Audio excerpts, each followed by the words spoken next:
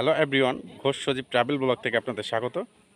আমি এখন আছি সুনামগঞ্জের একদম বর্ডার প্রত্যন্ত একটা গ্রামে।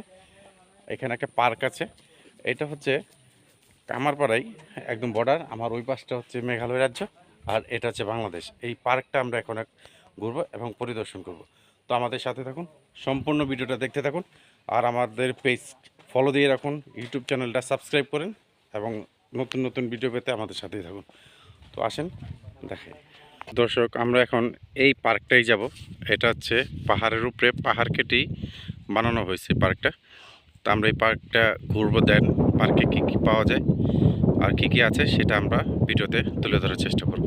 আর পিছনে দেখছেন অপরূপ সৌন্দর্য, মেঘালয় রাজ্য, অপরূপ সৌন্দর্য দেখেন।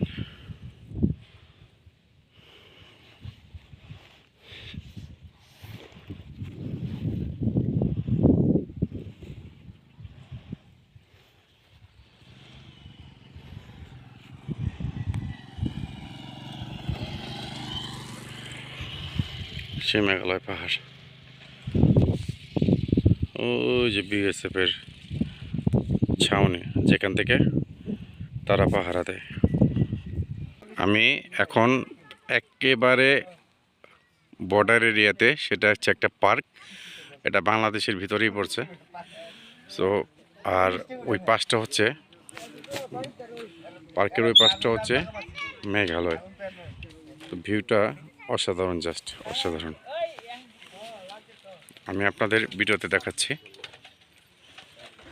দেখেন কি সুন্দর একটা জায়গা, অমায়িক একটা জায়গা, দেখছেন।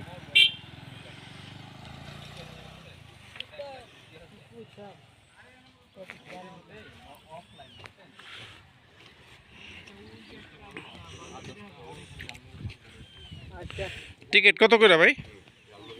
রসিমুল্লাহ, টিকিট কত? 40 টাকা করে। ও আচ্ছা আচ্ছা, ঠিক আছে। ইয়ের মধ্যে করে দিন। হ্যাঁ, 40 টাকা টিকিট।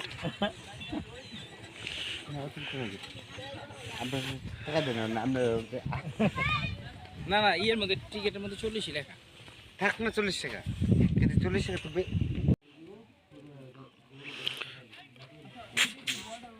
ফারুক ভাই, এটা কি একটা পার্ক না? এটা কি পার্ক? এটার নাম কি পার্ক? বাচ্চুনগর আর কি না? এটা হচ্ছে বাচ্চুনগর, কিন্তু এটা একটা পার্ক। আমরা সম্ভবত চেষ্টা করব পার্কের উপরে উঠতে। দেখেন, পাহাড়ের উপরে একটা পার্ক, অসাধারণ না? আমরা একটু পরে উঠবো, আর উপরের থেকে নিচের পরিবেশ দেখাবো, আর উপরের পরিবেশটাও আমি আপনাদের ভিডিওতে দেখানোর চেষ্টা করব। আর এখানে দেখেন সারি সারি বাঁশঝোপ গাছ। ও, যেখানে বাঁশবাগান আছে সেখানে গরমের কোনো নেই, সব সময় বাতাস থাকে। আর এই দেখেন এইখানকার জনজীবন, পাহাড়ের সাইডে ছোট ছোট বাড়িঘর, বাজার সদাই, কোনো হাট বাজার নেই, কোনো একটা দোকানপাট নেই। কিভাবে এই মানুষগুলা চলাফেরা করে, আমি তো আশ্চর্য হয়ে যাই যে কি সংগ্রামী জীবন তাদের। আমি কিন্তু এখন পাহাড়ের নিচ সাইডে আছি। ওই ফারুক ভাই আমাদের ঘুরায় ঘুরায় দেখাইতেছে, যেহেতু ওনার এটা পরিচিত এলাকা, উনি সব কিছুর ভালো মন্দ বুঝে। এখানে ওনার বাসা থেকে বর্ডারের রাস্তা হচ্ছে সর্বোচ্চ 15 মিনিট, সর্বোচ্চ 15 মিনিট। এই দেখেন,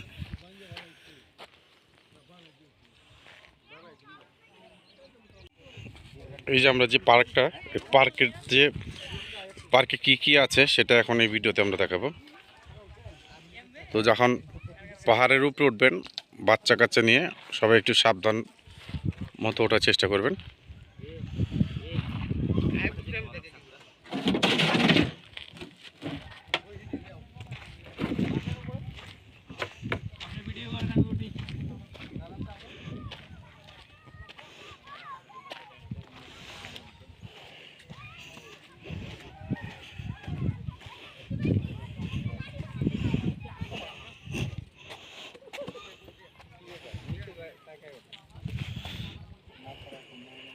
বলি বন্ধুরা, ভালো লাগার যে একটা সুন্দর মুহূর্ত থাকে, সেটা মানে সুনামগঞ্জে না আসলে হয়তো বুঝতে পারতাম না।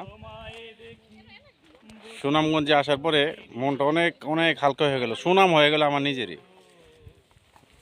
এই পাহাড়ের সর্বোচ্চ উঁচুতে এসে এই ভিউটা নেওয়া আসলে অসাধারণ, অসাধারণ একটা জার্নি আজকে আমাদের।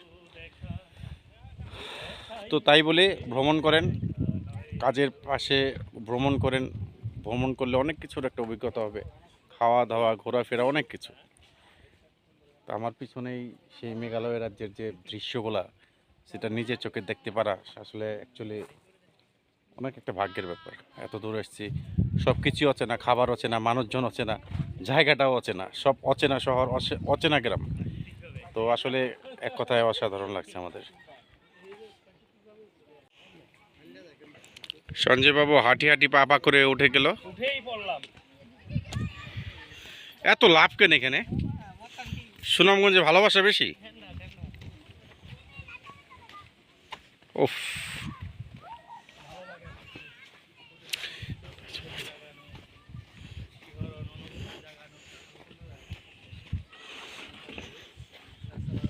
সঞ্জয় বাবু হাই দেন, হাই দেন। ওই সঞ্জয় দা, হাই দেন, হাই হাই। হাই, উঠেই পড়লাম। শেষ প্রান্তে এসে শেষ সীমান্তে এসে পৌঁছে গেলাম।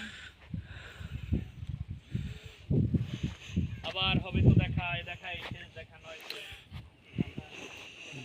কি একটা শান্তি, পাহাড়ের সর্বোচ্চ উঁচুতে এসে ভগবানের দেওয়া যে মানে ন্যাচারাল যে বাতাসটা, মানে অসাধারণ এক কথায়। ভাই সত্যিকার এখন বাতাসটা কেমন লাগছে পাহাড়ের উপরে? ভাই খুব মিষ্টি লাগতেছে না? আমার যাইতে মন যেতেছে না ভাই, সত্যি আমার যাইতে মন যেতেছে না। এত উপরে এমন বাতাস, সঞ্জয় বাবু বাতাসটা কেমন লাগছে আপনি যদি একটু বলতেন। অসাধারণ, অমায়িক এবং যে তপ্ত তৈলের ভিতরে এক ফোঁটা পানি দিলে যে এরকম অনুভূতি, জাস্ট আমার সেই বাতাস পেয়ে Wow, wow. একই অনুভূতি অনুভব Wow. হচ্ছে। ভাই তোমাদের বাড়ি কি সুনামগঞ্জ? কুমিল্লা থেকে আসছে। কুমিল্লা। এই ভাই কিন্তু কুমিল্লা থেকে আসছে এখানে। তো দেখেন ও ছোট বয়সে ঘুরতে আসছে, ভাই আপনারা আসেন, কাজও কর ঘুরতে আসুন। অনেক সুন্দর লাগবে, অনেক অনেক সুন্দর জায়গা। ভাই কোথা থেকে? বরিশাল। বরিশাল। ও! এই যে মুখ দেশের লোক ভাই, এই যে বরিশাল থেকে। বরিশাল ভাই কেমন জায়গাটা? জি ভাই অনেক সুন্দর না? জি বরিশাল কোন জায়গায়? বরিশাল মেইন শহর। মেঘালয় রাজ্যের মানে আমি বাংলাদেশ সুনামগঞ্জ থেকে যে ভিডিওটা ধারণ করলাম, মনে হচ্ছে এক টুকরো স্বর্গ। না আমি খাবো না ভাই। না ভাই, নেন, নেন। এক টুকরো স্বর্গ। কাল সারাদিনে চিকিৎসা করেছে। আমি কিন্তু আমাদের বাংলাদেশ থেকে না না ভারতীয় মেঘালয় রাজ্যটা ভিডিওটা তুলে ধরার চেষ্টা করলাম মাত্র। ডাক্তার কিন্তু ভাই বলছি আমরা 20 লাখ টাকা মাছ খাইলো। আজকে পরে পয়সা একটা ব্যাগ আছে। তো পয়সা পর যাওয়ার সময় ফোন করে ভাই গাড়ি কট খাইছে। পয়সা করতেছে। পয়সা যখন বলতেছে হ্যাঁ মানে গাড়ি তো ভাই কট খাইছে। কোন জায়গায়? ইবারিয়া। কোন জায়গায়? কোন জায়গায়? এখানে কিন্তু কট খাইছে। মুড়ির আয়োজন চলছে, আমরা কিন্তু ঝালমুড়ি খেতেছি। এরকম করতে করতে বর্ষা রাস্তায় একটা ইনফেকশন হয়ে গেছে। ছোট একটা পাথর আকৃতি দেখা গেছে। তখন আমি মানে যারা ঢাকা থাকেন বা ঢাকার আশেপাশে যারা থাকেন বা যারা এখনো সুনামগঞ্জ আসেন নাই, তাদের জন্য কিছু ফারুক ভাই কথা বলে। ফারুক ভাই যদি কিছু বলতেন। আসসালামু আলাইকুম।